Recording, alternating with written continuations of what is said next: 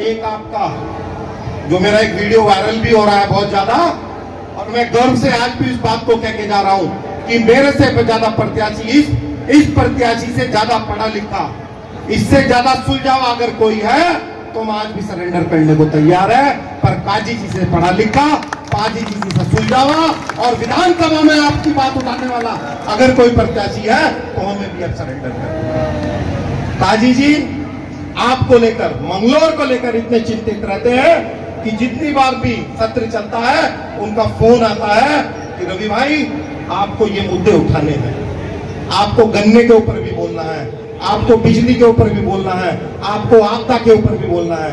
तो एक बार सोचिए, जो आदमी विधायक नहीं है, जब वो इतना सीरियस है इन चीजों को लेकर, तो जब खुद विधानसभा में जाएगा तो आपकी कितनी बातें उठाएगा, कितनी मांगे। कोई कितना बड़ा है उससे कोई फर्क नहीं पड़ता।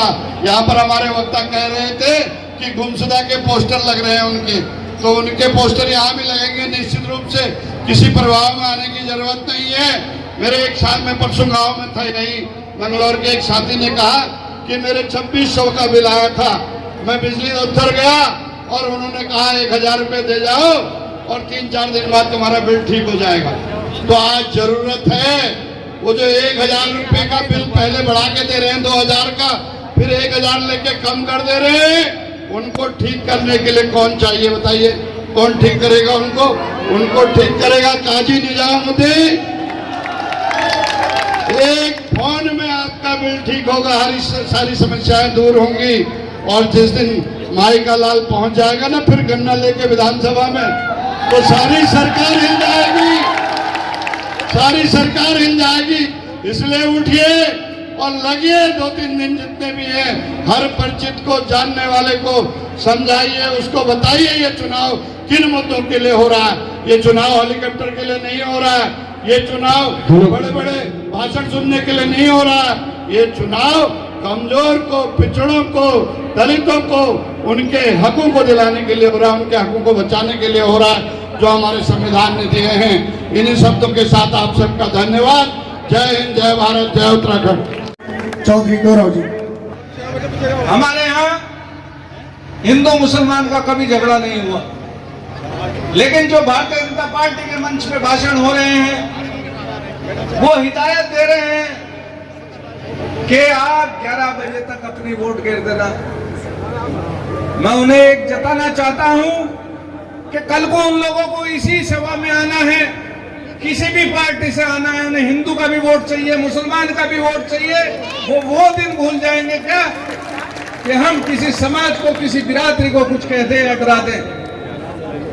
मेरा परिवार गुर्जर समाज जो यहां बैठा है, मैं एक बात कह रहा हूं,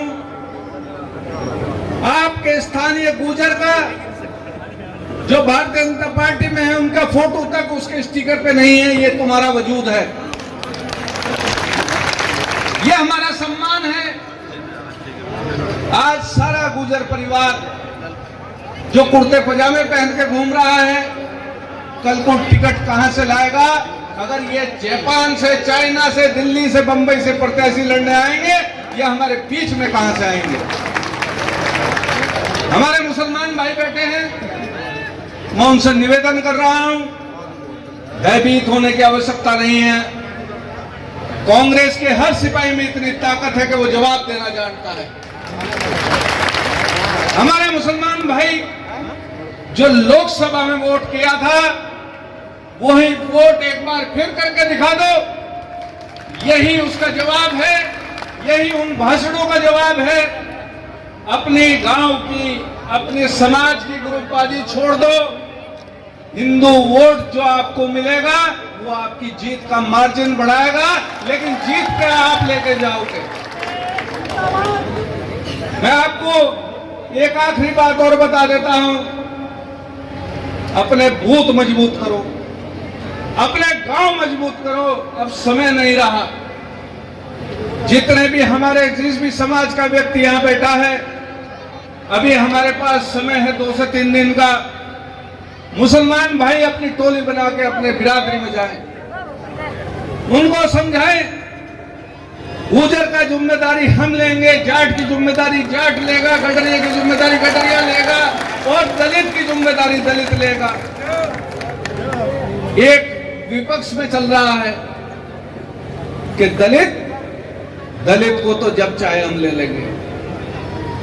शायद बढ़ाना जी भूल गए कि यहां का व्यक्ति बिकाऊ नहीं है, मर्यादा का व्यक्ति है वो। यहां का व्यक्ति अगर बनाना जानता है तो बिगाड़ना भी जानता है। मैं आपको इसी वाणी के साथ एक आखिरी बार अपील करना चाहता हूं, अपनी माताओं से अपील करना चाहता हूं। क्या फरीदाबाद उसका मकान जानते हो? क्या फरीदाबाद जानते हो उसका कौन सा गांव है? और इस मंच के माध्यम से मैं चैलेंज करता हूं, वो फरीदाबाद की खसरा खतौनी निकाल के दिखा दे, चाहे उसका नाम उसके विषय में जमीन हो। जिसकी जमीन ही नहीं है वो कहीं का रहतवान नहीं है। वो कम से कम 4 से 5 जगह से चुनाव लड़ चुका। अगर इतना दमदार होता तो वापिस पलट के क्यों नहीं गया? क्योंकि लोगों ने उसे नकार दिया। हम देहात के लोग हैं, गांव के लोग हैं। अगर अपनी भैंस या गाय खरीद जाते हैं तो भी नस्ल देखते हैं।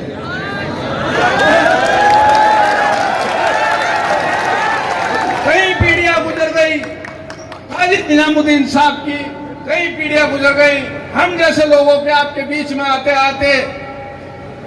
अरे हमारी नस्ल क्या उससे कम है? अगर इसके बाद भी आप नहीं समझ पाए तो आपके दुख दर्द में, आपकी तेरियों में, आपके मरने में, आपके जीने में हमारे आने का कोई फायदा नहीं। एक आवाज चली है आपके क्षेत्र की रबड़ की सड़कें बनवाने की। साथियों, जब बात चलेगी तो खतौनी तक भी जाएगी। जब बात चलेगी तो मध्य प्रदेश और उत्तर प्रदेश में जिन सीटों से ये चुनाव लड़े हमारे विरोधी कैंडिडेट, सब क्षेत्रों में जाएगी। आज आपको मैं बताना चाहता हूं, आज मेरे ख्याल से 7वीं या 8वीं ये विधानसभा है और कम से कम चौथा प्रदेश है जहां से हमारे भाजपा के प्रत्याशी चुनाव लड़ने आए हैं आपके बीच। साथियों, खतौनी का इतना विकास हुआ कि वहां विकास की कोई आवश्यकता नहीं है। उसी तरह से इनकी समाज का एक पानीपत के बाद विधानसभा थी, वहां विकास पूरा हो गया था। इसलिए इन्होंने फरीदाबाद, बिजनौर और दूसरे क्षेत्रों का दौरा किया और अब लास्ट में सबका विकास पूरा करने के बाद इस मंगलौर विधानसभा में उतरे हैं। साथियों, आज मुख्यमंत्री की सभा है लिफरेडी में। मैं आप सब लोगों को ये बताना चाहता हूं, जब इतना विकास करने वाला पुरुष है तो अपनी विधानसभा से दोबारा चुनाव लड़ने की हिम्मत क्यों नहीं करता? हर चुनाव में एक नई विधानसभा ढूंढने का काम होता है। साथियों, हेलीकॉप्टर है, इसका मतलब ये थोड़ा ही है कि हर बार नई विधानसभा में जाकर उतारो। साथियों, सब जितने लोग यहाँ बैठे हैं मेरे साथी, आप पता कर सकते हैं खतौनी क्षेत्र में, राजस्थान मध्य प्रदेश तो दूर है, आपको अच्छी तरह सबकी रिश्तेदारियां वहां है, आपको अच्छी तरह पता लगेगा कि इस आदमी ने वहां से चुनाव जीतने के बाद 5 साल अपनी शक्ल नहीं दिखाई। साथियों, पहली बार इस क्षेत्र में ऐसा हुआ है कि वहां की जनता ने पोस्टर लगवाए थे, जो हमारे विधायक को ढूंढ कर लाएगा उसे 15,000 रुपए इनाम दिया जाएगा। साथियों, जहां तक गुर्जर समाज की बात है, मेरे बड़े भाई राजस्थान से विधायक बैठे हैं। मुझे भी अध्यक्ष जी इस बात का पता नहीं था, मैंने कल आपका भाषण सुना था यूट्यूब पे। साथियों, हमारे देश का चरण सिंह के बाद अगर दूसरा कोई गुर्जर नेता हुआ है तो राजेश पायलट है, राजेश पायलट है, राजेश पायलट। जब हमारे राजेश पायलट जी की असमय मृत्यु हुई 2004 के चुनाव से पहले, तो पूरी विधानसभा में जब कांग्रेस ने उनके पुत्र को सचिन पायलट जी को कैंडिडेट उतारा कोई भाजपा को कैंडिडेट नहीं मिला था चुनाव लड़ने के लिए। ये आदमी फरीदाबाद से जाकर वहां पर चुनाव लड़ा था। वहां की जनता का प्यार देखिए आप लोग, वहां का सम्मान देखिए सचिन पायलट के प्रति, किसी क्षेत्र के गांव में नहीं घुसने दिया। और उस चुनाव में हारने के बाद आज तक औकात नहीं हुई हरिद्वार की तरफ, वो राजस्थान की तरफ रुख करने की, कि किसी विधानसभा से चुनाव लड़ सके। साथियों, आज आपके बीच यहाँ मंगलौर में आए हैं। यहाँ विकास की बात मुख्यमंत्री जी लिपरेडी में करते हैं, जहाँ का लिपरेडी का पुल 2 महीने से दीवार हुआ बंद है। नहर का पुल आधा जंगल नहर के इधर है और आधा जंगल नहर के इधर है। आज इन्हें विकास याद आया, उस पुल के बनाने की कभी बात नहीं हुई, एक दिन में थोड़ी टूट गया। आपको मैं एक बात बताऊं, लिपरेडी के पुल की बात तो बाद में है, पहले तो रुड़की सोलानी के पुल की बात करिए, जो 1.5 साल से बंद है और जहां से बच्चे भी 10 स्कूलों में 20 किलोमीटर का चक्कर लगा कर जाते हैं। वहां की हालत देखिए, जब वो पुल नहीं बना पाए तो लिपरेडी का पुल कहां बना पाएंगे। यदि आप हाथी की पूंछ पकड़ के चलोगे तो ये संविधान बचना नहीं है, ये समाज ने बचाया है। काश हमारी बहन जी, मैं बुराई नहीं कर रहा उनकी, यदि इंडिया गठबंधन से समझौता कर लेती तो भारतीय जनता पार्टी जो 240 पे है तो वो 200 से नीचे आ जाती। सीधी सी बात है। उत्तर प्रदेश में 4-5 सीट पर सिमट जाती। अब रास्ता आपके पास कांग्रेस के अलावा कुछ है नहीं, तो मेरा निवेदन है आपको कि आप कांग्रेस पार्टी को उम्मीदवार को, भाई काजी जी बैठे हैं आपके बीच में, बैठे हैं, हम लोग भी आपके बीच में जा रहे हैं, तो आप एक वोट इनको जाते और मंगलौर से काजी भाई को जिताएं सिंधाने में, और 2 रात में रुका हूं उनके साथ। तो मैं नहीं ये बात कह रहा हूं। चौधरी साहब ने कहा यार ये क्या है, फरीदाबाद का बना रखा है, कुछ विकास तो है नहीं। अरे भाई, बंगलोर की बात छोड़ो, जो आप फरीदाबाद का ही बंगलोर बना के देख लो, आप तो वहां के रहने वाले हैं। एक तो बात ये, दूसरी बात, किसान भाइयों में आपके सामने एक बात रखना चाहता हूं। 2000 में एक कानून बनाया था भारतीय जनता पार्टी ने, उस कानून का नाम था सेज, स्पेशल इकोनॉमिक जोन। उस टाइम पर श्री अटल बिहारी वाजपेयी जी हमारे देश के प्रधानमंत्री थे। तो वो कानून ऐसा था कि धारा 7 के अंतर्गत उद्योगपतियों को यदि किसानों की जो जमीन पसंद आ जाए उनको नोटिस भेज दिया जाएगा और उसमें आप स्टे नहीं ले सकते हैं, वो जमीन आपकी छिन जाएगी। केंद्र सरकार जिस रेट से जो पैसा आपको देना चाहे, मुआवजा देना चाहे, वो देगी, आप कुछ नहीं कर सकते। उस कानून को मालूम है आपको किसी ने खत्म किया था? कांग्रेस पार्टी ने। श्री मनमोहन सिंह जी की जब सरकार आई तो उस कानून को कांग्रेस पार्टी ने समाप्त किया था। भारतीय जनता पार्टी ने इसमें 100 का 100% हिस्सेदारी 5000 जो कंपनियां यहां लानी थी भारत के अंदर, ये उस कानून में था।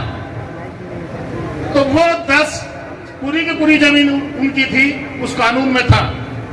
लेकिन श्री मनमोहन सिंह जी ने उस कानून में संशोधन करके कि 51% भागीदारी यहां भारत सरकार की रहेगी, इस कानून को खत्म किया। यदि साथियों लगातार भारतीय जनता पार्टी की सरकार रहती तो मेरे ख्याल से पूरे आधे देश की जो आपकी जमीन छीन चुकी होती। आपको मालूम नहीं इसके बारे में? हम लोग हाउस में बैठे हैं, हम पढ़ते हैं, हमको मालूम है। एक तो ये बात। दूसरी बात ये कहना चाहता हूं साथियों कि आपके गुजरात के सूरत की मैं बात कर रहा हूं। 2 गुजराती व्यापारी हैं, 2 गुजराती नेता हैं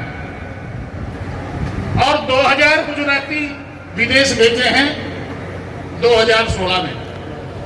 ये किसी को पता नहीं भारत के अंदर 2000 गुजराती व्यापारी सूरत से, कुछ अहमदाबाद से जो हीरे के व्यापारी हैं, ये रिकॉर्ड में है भारत सरकार की, जिनके विजय दिए गए हैं।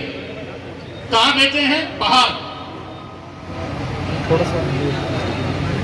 तो भाई व्यापारी कोई सो गया तो घूमने तो जाता नहीं, कुछ व्यापार करने गया होगा।